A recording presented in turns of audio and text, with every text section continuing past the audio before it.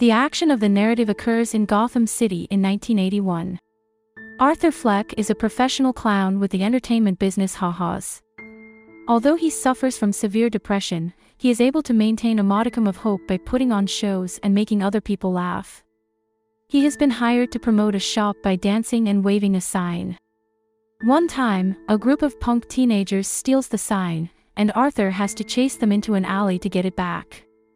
While he's down, they throw the sign at his face and start kicking him viciously.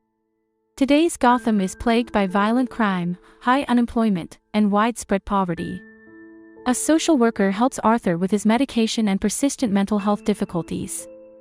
A young passenger observes Arthur while riding home on the bus. The boy laughs at Arthur's antics, but the boy's mother orders him to stop it.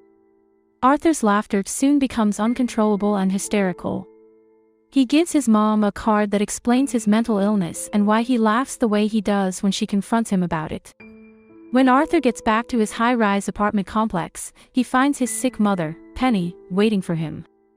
They have finished eating and are now watching Murray Franklin's chat program on television. Arthur daydreams about appearing on the show and attracting Murray's interest. Arthur's fantasy endears him to the crowd and Murray by having him tend to his mother. Murray feels a kinship with Arthur and asks him on stage to embrace him in front of the audience.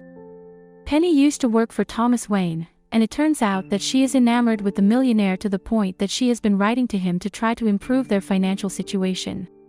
When Arthur's co-worker Randall hears about the mugging, he arms him with a revolver for safety at ha-has. Guns are prohibited on the job, so Arthur is both surprised and relieved to get such a present, but he ends up using it to boost his self-esteem. Not long after this, however, he is confronted by his heartless boss, who not only reprimands him for missing the sign but also deducts the cost of it from his paycheck. Arthur gives a sour grin in response. One of Arthur's neighbors, Sophie Demond, is a single mother whom he quickly falls in love with. She engages him in polite conversation about topics she knows will interest him. While he is trying to make an impression on her, he comes off as strange and awkward. Once, he decides to spend the day tailing her. A while later, she drops by his place and asks whether he was following her. He acknowledges that he was, but she seems unfazed. He extends an invitation for her to come see him perform stand-up comedy. The combination of his charisma and humor is enough to win her over, despite her initial reluctance. Arthur watches comedians perform to learn from them, but his forced, hysterical laughing only makes him feel more out of place and embarrassed. On the night of his performance, Arthur heads to the comedy club. Because of his intense anxiety, he begins to chuckle uncontrollably until he is unable to form coherent sentences. After that, he launches into his not very funny routine. Only Sophie in the audience seems to be enjoying Arthur's jokes. This helps him feel safe enough to keep on cracking jokes despite the anguish going on inside of him. When Arthur grows up, he dresses up as a clown and visits a children's hospital to bring smiles to the patients' faces. He dropped his gun on the floor after bringing it along. Arthur's employer yells at him about it later. Even though Arthur begs his supervisor for another chance, the latter dismisses him immediately. To add insult to injury, Randall blames Arthur for obtaining the weapon on Arthur's own initiative. After a night at ha-has, Arthur, decked out in full clown regalia, witnesses 3 inebriated young Wall Street types working for Wayne Enterprises harassing a woman on the subway. Unintentionally, Arthur starts laughing, which attracts the attention of the males, while the woman runs away from the car. The men walk up to Arthur, make fun of him and his laughter, all before they begin to beat him. Even though Arthur tries to defend himself, the two of them quickly form a team and mercilessly knock him out. After finally snapping, Arthur pulls out a gun and shoots 2 of them dead in self-defense, then follows the final man off the train and kills him on the steps. Arthur, in disbelief at what he has done, runs for the nearest public men's restroom. A sudden burst of inspiration causes him to break out into solo dance after a brief period of feverish introspection. He looks at himself in the smudged mirror and sees a strong, resilient clown. After stowing the weapon, he tracks down Sophie's apartment complex and gives her a first kiss. The 3 deaths make headlines, with some people viewing it as a strike against the wealthy and others showing support for the killers. Thomas Wayne speaks out against it, calling the lower class clowns, a term that quickly has symbolic significance within this group. The following day, Arthur goes through his haha's locker, but not before confronting Randall about betraying him and damaging the time-punching machine. The next thing he knows, he's on his way, full of confidence and independence. Clown rioters are shown causing havoc throughout the city and criticizing the rich and powerful in news footage. Arthur realizes that he is responsible for this, and as he starts to realize his full potential, he is filled with joy. One of Penny's letters to Thomas is subsequently discovered by Arthur, confirming his identity as Thomas's son. As Bruce Wayne's son, Arthur visits the Wayne mansion. By sticking his hands through the gate and making Bruce grin after a magic trick, he comes to the realization that he and Bruce may or may not be blood related to each other. But Alfred shows up to order Arthur to leave. In this passage, Arthur talks about his mom and how she helped Thomas. Alfred claims he does recall Penny, but that he now knows she lied to him. Before he can strangle Alfred through the bars, Arthur realizes that Bruce is watching. In the end, Arthur is able to regain control of his emotions and makes a break for it from the Wayne home. Later that night, Arthur catches up with Thomas at a free theatrical performance. By pretending to be an usher, Arthur is able to sneak into the theater. In an effort to confront Thomas Wayne about the possibility that he is his father, he follows him into a men's room. Arthur brings up Penny, whom Thomas recognizes. Even though Thomas admits that Penny worked as a housekeeper for him in the past, he insists that Arthur is not his son and that she must be suffering from delusions. Thomas continues by saying that Penny never mentioned Arthur's adoption to him, a claim Arthur flatly denies before bursting out in uncontrollable laughter. Thomas, who has no idea how badly Arthur is hurt, snaps and hits him in the face before having him ejected from the building. Arthur goes home, where he beats himself up by banging his head on the fridge in a fit of melancholy and yearning. Knowing that Arthur lost his job earlier that day and hearing that the suspect was wearing clown makeup, two police investigators, Burke and Garrity, visit his flat the next day to ask him about the train killings. Arthur says he had nothing to do with it and the cops leave. Penny becomes unwell shortly thereafter and is admitted to the hospital.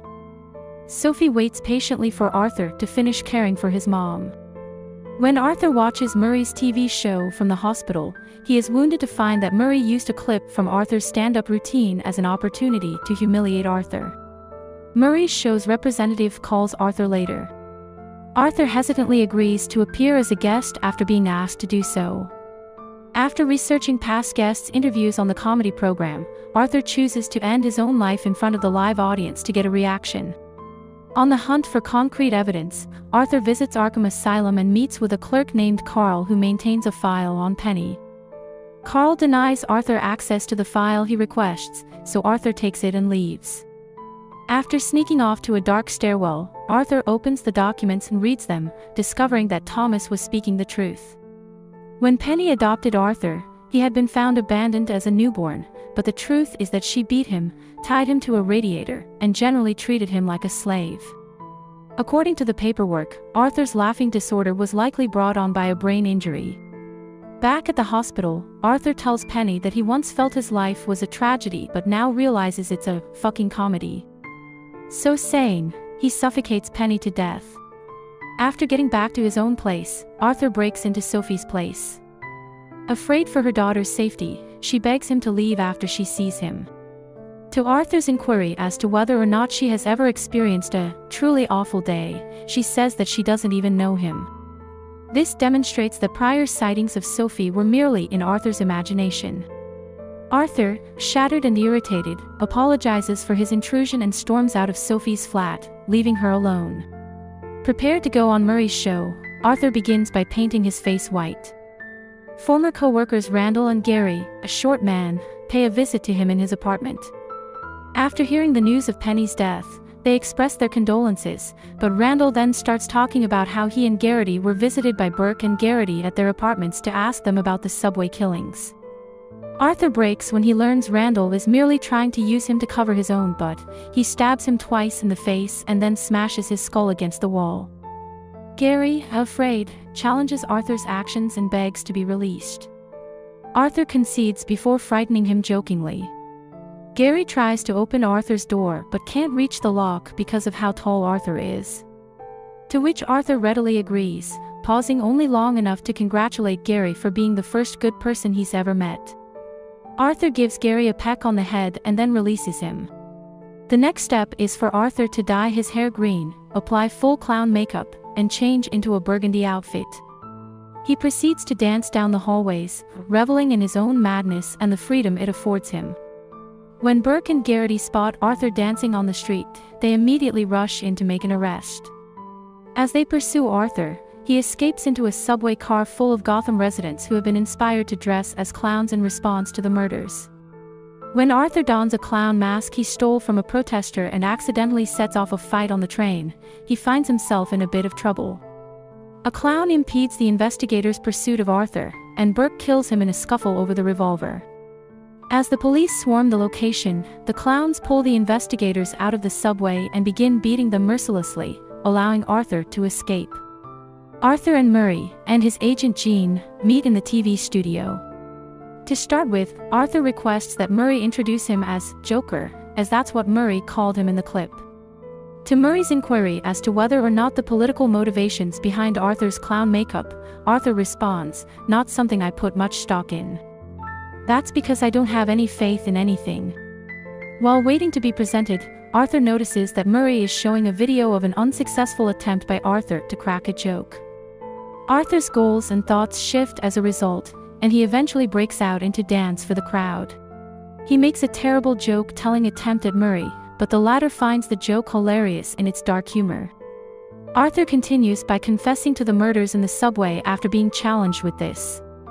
Arthur's seriousness dawns on Murray and the viewers. Arthur claims that the only reason people are sympathetic to the victims is because Thomas Wayne spoke on their behalf, and that if it weren't for Wayne, people like him would be disregarded and trampled. Even as Murray and the viewers' frustration with Arthur rises, so does his. When Murray scolds Arthur, the situation develops. He responds by snapping and making another joke while laughing maniacally. The man yells, "What do you get when you cross a mentally ill loner with a society that abandons him and treats him like trash?" Murray tries to quiet him down before calling the police. Arthur then yells, "You get what you deserve," before publicly shooting and killing Murray. In response to the murder, the audience flees in panic and the story quickly spreads through the media. Next, Arthur lets out a real chuckle for the first time in his life. Due to Arthur's actions, Gotham is currently being besieged by citizens disguised as clowns who have taken to the streets anarchically. The Wayne family emerges from the theater to discover the streets in utter anarchy. Thomas, along with his wife Martha and Bruce, retreat into an alley, but one of the clowns pursues them and delivers the same joke as Arthur did on the Murray Franklin show, telling Thomas that he is getting what he deserves. That's when he opens fire on Bruce, killing Thomas and Martha. While all is going on, the police have taken Arthur into custody. When Arthur sees all the mayhem and devastation he's wreaked, he glances out the window and laughs maniacally. A group of clowns in an ambulance slam into the automobile at that very moment, killing the police officers inside and rescuing Arthur, who had been trapped inside and was now hurt and unconscious. When Arthur comes to, he's greeted by a throng of cheering criminals wearing clown masks. As Arthur, finally enjoying the fame he craved, stands on a car and accepts their praise, the rioters cheer him on. After a while of dancing to their cheers, he stops and realizes his nose is bleeding severely. Then, he stands before them, imposing like a deity, spreading the blood across his upper lip and grinning. Later on, Arthur winds up at Arkham Asylum. As he recounts this anecdote, he chuckles as he imagines a young Bruce towering over his parents in the alley. Arthur chuckles even more at the realization that he has made Bruce a reflection of himself. When he meets a new social worker, he says he wishes he could tell her a joke but realizes she probably wouldn't understand it. A few minutes later, Arthur exits the room, followed by orderlies who rush after him while he leaves a trail of bloody footprints. If you thought our video was entertaining, you should consider becoming a subscriber to our channel.